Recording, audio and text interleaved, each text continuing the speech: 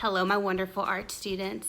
If you look in your AMI packet, you'll notice that there is not an art prompt on Tuesday or Thursday. And so what I'm gonna do is I'm gonna have something that I draw that's not on there. And if you wanna join me, you can. If you don't, that's fine as well. So today is Tuesday. So the art prompt that I have for us is a Zentangle. And we're gonna either do a bunny, a flower, or an egg. It's gonna be your choice. So let's go ahead and get started. I'm going to start out by drawing a bunny, two flower shapes, and an egg shape, so that way you know what your options are.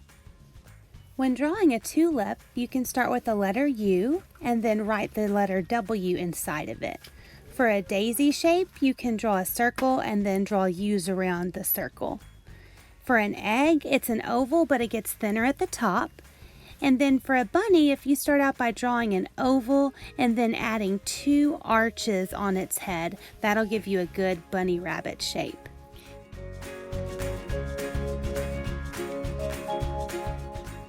I'm going to be drawing the daisy for my Zentangle. My first step when drawing the daisy is to make a large circle. You can rotate your paper to keep it even whenever you're sketching it out. To try and keep my petals even, I'm going to mark where the corners of them are going to be. So I made a mark at north, south, east, and west, and then put one in between each of those. Afterwards, I'm going to connect the two lines that are closest to each other with a very large arch. Rotating your paper can help keep your petals at the right angle. I don't rotate my paper, so that way you can always see it from the same angle. As you're drawing your object, make sure that you draw light so you can erase any mistakes you have.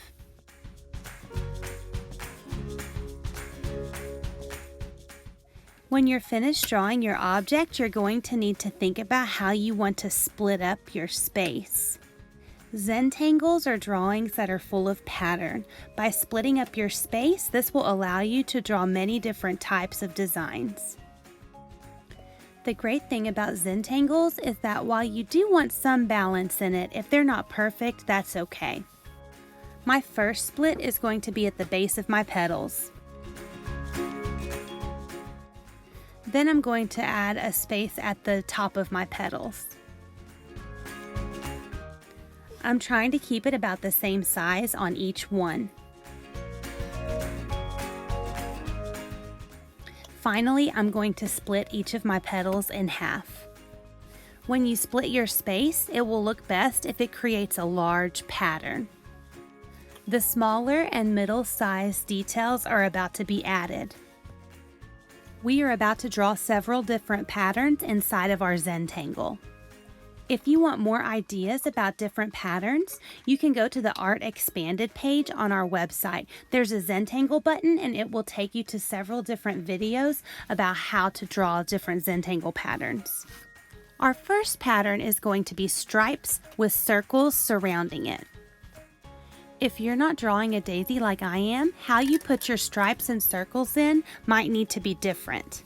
Your circles are going to act like a frame for your stripes. As you're drawing this pattern, make sure you pay attention to your spacing and your sizing. You want it to be even.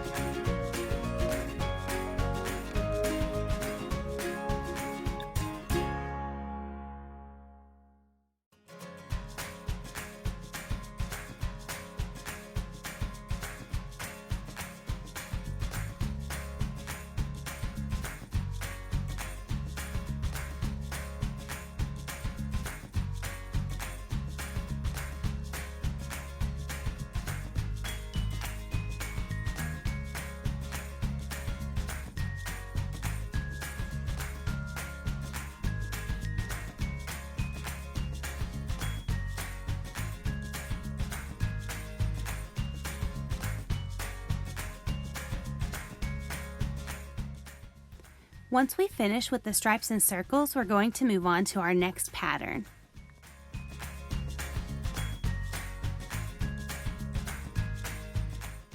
The next pattern is going to be focused on squares, and it's actually going to look three-dimensional because of the way we draw it. Whatever space you are drawing this pattern in, you're going to split up like a checkerboard. Since I am drawing mine on thin petals, my checkerboard is really thin, so it's just a line down and then 4 lines to split it to create the checkerboard effect. As you're drawing, do your best to keep it even. Watch how far the spaces are between each line that you make.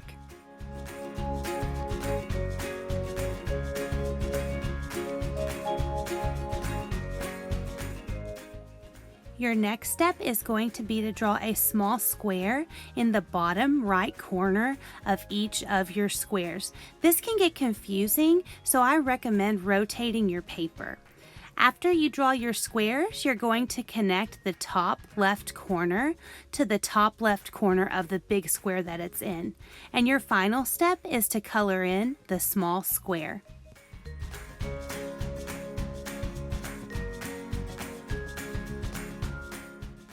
As you can see, you're left with an optical illusion. It looks like the boxes are three-dimensional.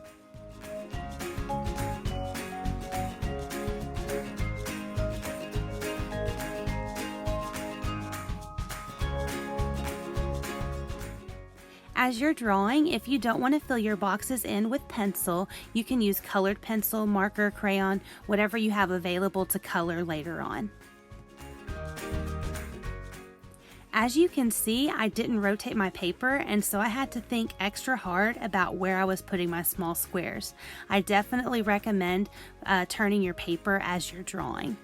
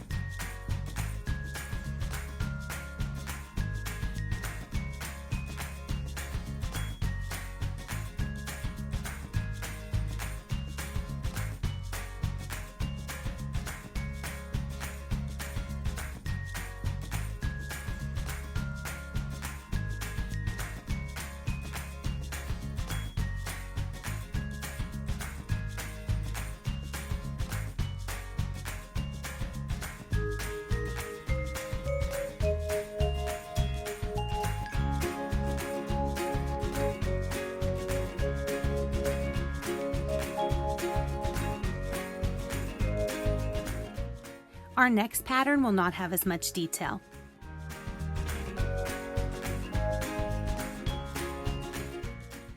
You're going to start out with a horizontal line, a vertical line, horizontal, vertical, horizontal, and end with a vertical if you can.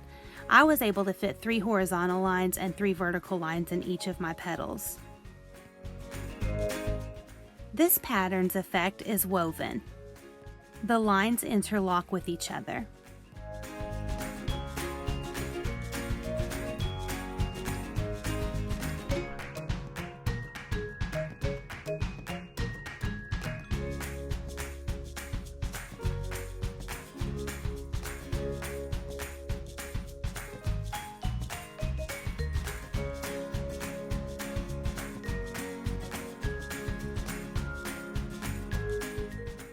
Our next pattern can be made by drawing the letter U. It's easiest if you do not pick your pencil up off of your paper. I'm able to fit 5, sometimes 6 U's in each of my sections.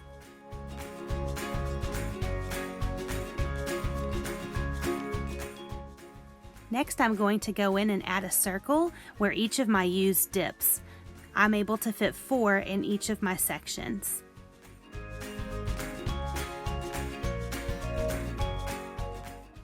From the middle of each of my circles, I'm going to draw a line towards the middle.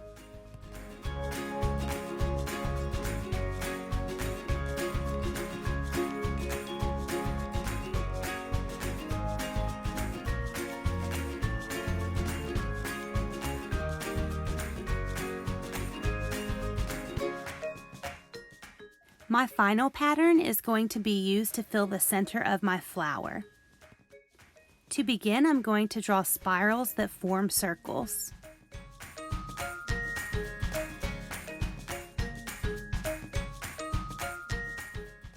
Once I've put as many as I can fit into the space without overlapping, I'm going to add small circles in between them to fill the rest of the space. When you draw patterns like this, be prepared for your hand to get tired. It's okay for you to take breaks.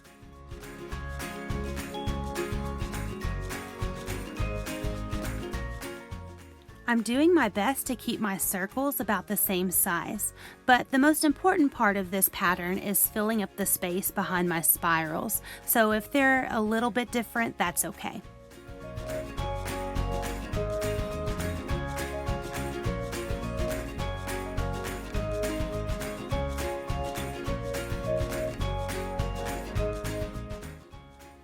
I hope you enjoyed creating your Zentangle today. If you look on our website, I've created several videos for you guys, so that way if you want to practice using different patterns, you can. I wish you well, my wonderful art students.